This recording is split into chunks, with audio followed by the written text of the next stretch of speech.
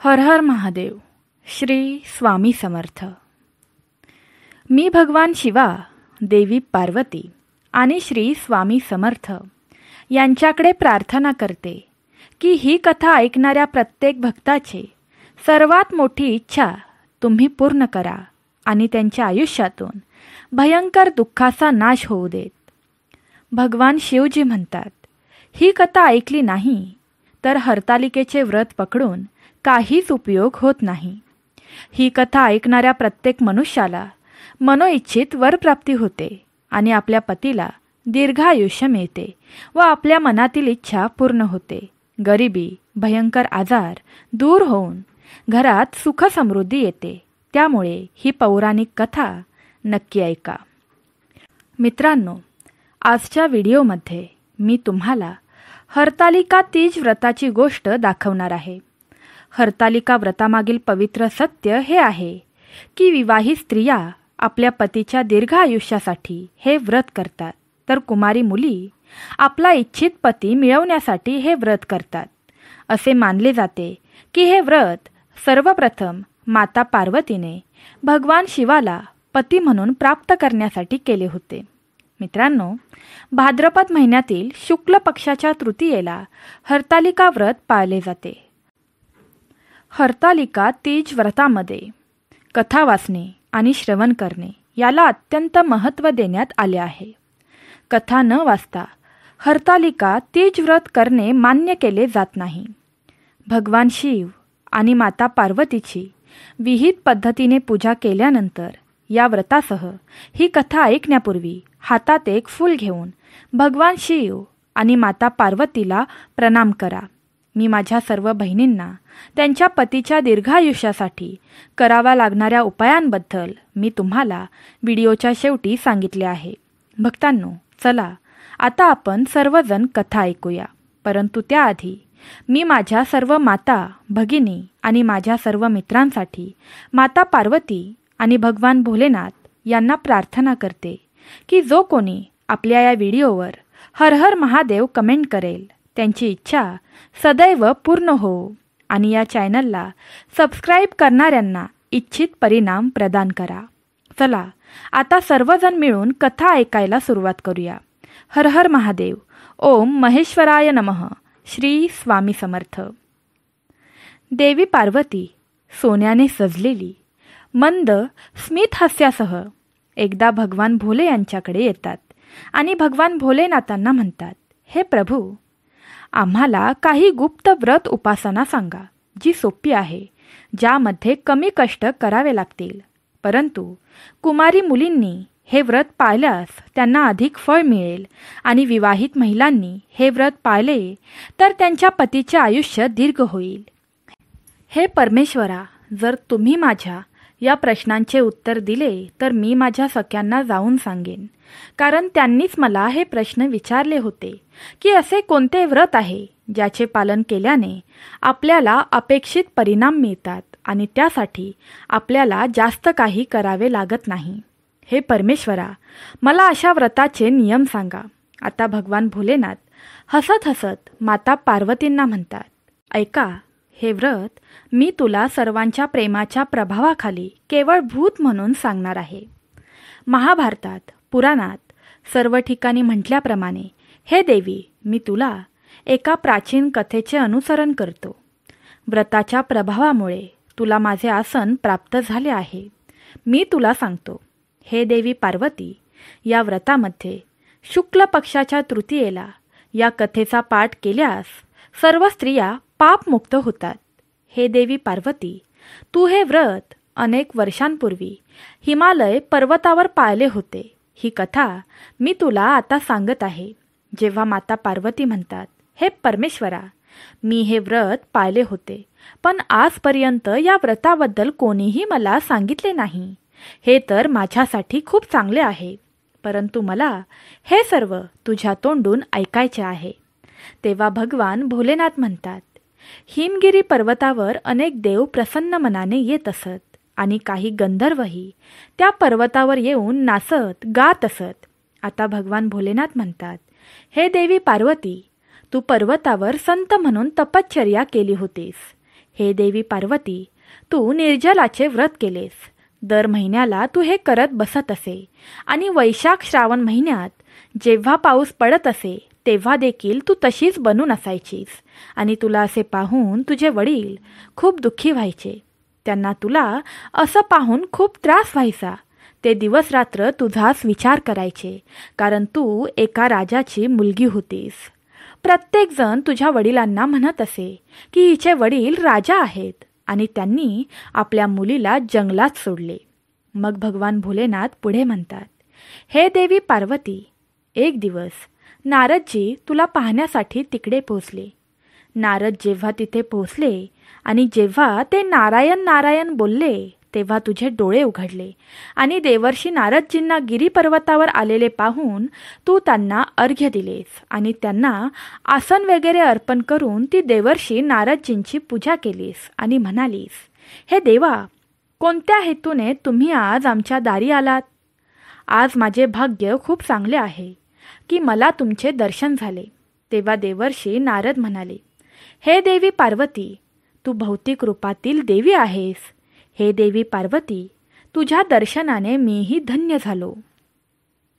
आता असे बोलून देवर्षी नारद तेथून निघून गेले आणि त्यांनी जाऊन भगवान विष्णूंना ही गोष्ट सांगितली. तेव्हा भगवान विष्णूंनी त्यांच्या दिव्य दृष्टीने पाहिले आणि त्यांना देवी पार्वती अतिशय सुंदर दिसली. मग त्यांनी हिमगिरी पर्वताचा राजा देवी पार्वतीचे वडिलांकडे देवर्षी नारद यांना आपला विवाह प्रस्ताव देवर्षी नारद यांच्यामार्फत सांगण्यास सांगितले. भगवान श्रीहरी विष्णूंचा संदेश घेऊन देवर्षी नारद हिमगिरी पर्वताच्या महालात पोचले आणि तेव्हा ते म्हणाले की पर्वताचा राजा, तुझी कन्या पार्वतीच्या रूपाने मोहित होऊन भगवान श्रीहरी विष्णू तुझ्या मुलीशी लग्न करू इच्छित आहेत. त्यामुळे तुम्ही देखील तुमची मुलगी पार्वतीचा विवाह भगवान विष्णू यांच्याशी करा. हा संदेश मी तुमच्यापर्यंत भगवान श्रीहरी विष्णूंकडून आणला आहे. आता पर्वतराजा हिमवान म्हणतो, हे महर्षी नारद, तुम्ही म्हणत आहात तर मी माझ्या मुलीचे लग्न भगवान विष्णूंशी नक्कीच करेन. आता पर्वतराजा हिमवनाच्या तोंडून हे शब्द ऐकून तो तेथून आकाशात अदृश्य झाला आणि ते शंख, चक्ती, गदा घेऊन आपल्या अन्नदाता पितांबरा भगवान विष्णूजींपर्यंत पोहोचले.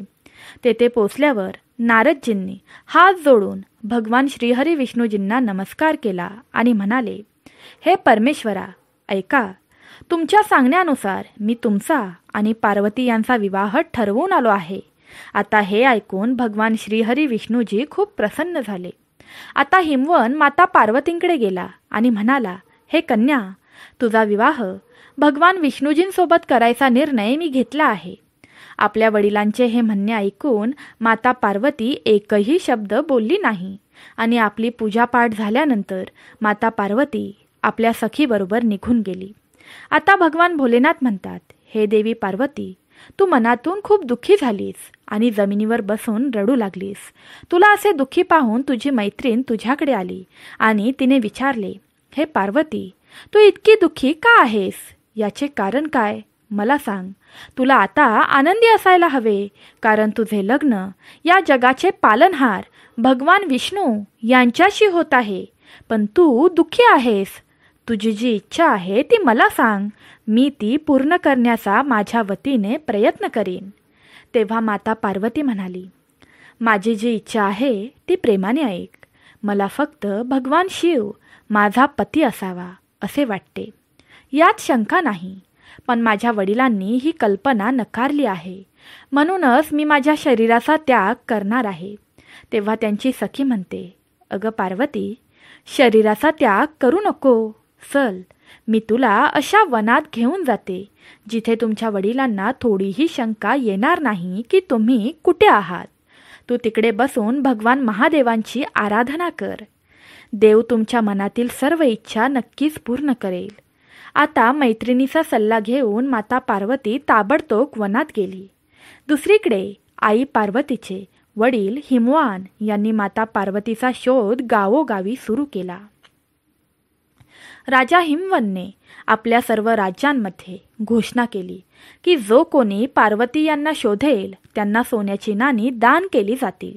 आता राजा हिमवनाच्या मनात विचार आला की माझी कन्या पार्वती हिचा विवाह श्रीहरी विष्णूजींसोबत करण्याचे वचन मी नारद यांना दिले आहे.